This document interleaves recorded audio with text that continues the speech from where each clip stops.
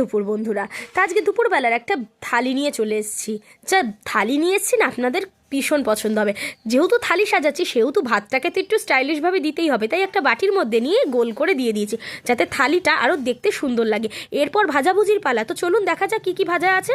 তা প্রথমেই পড়ে গেল কুমড়ো ভাজা। এইভাবে কুমড়ো ভাজা খেতে আপনাদের কেমন লাগে সেটা কিন্তু অবশ্যই জানাবেন। শুধু এখানেই শেষ না, এরপর পড়ে গেল করলা ভাজা, করলা ভাজা না, কাঁকরোল ভাজা। এরপর ছিল গোল গোল করে আলু ভাজা। কি দেখে মনে হচ্ছে তা একটা অনুষ্ঠান বাড়ির খাওয়া দাওয়া? একেবারেই না।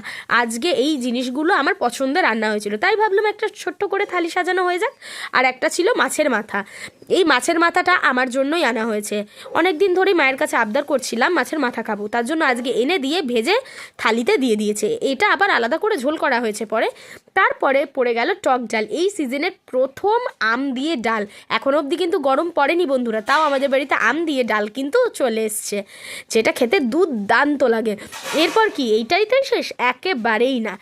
আমরা হচ্ছি বাঙালি, মাছে ভাতে বাঙালি, মাছ ছাড়া কি আমাদের চলে? তাই চলে এসছে দেশি রুই মাছের ঝোল। আহা, টমেটো আলু বড় বড় করে কেটে এই মাছের ঝোল দিয়েই খাওয়া দাওয়া শেষ করলাম। আজ এইটুকুই, টাটা।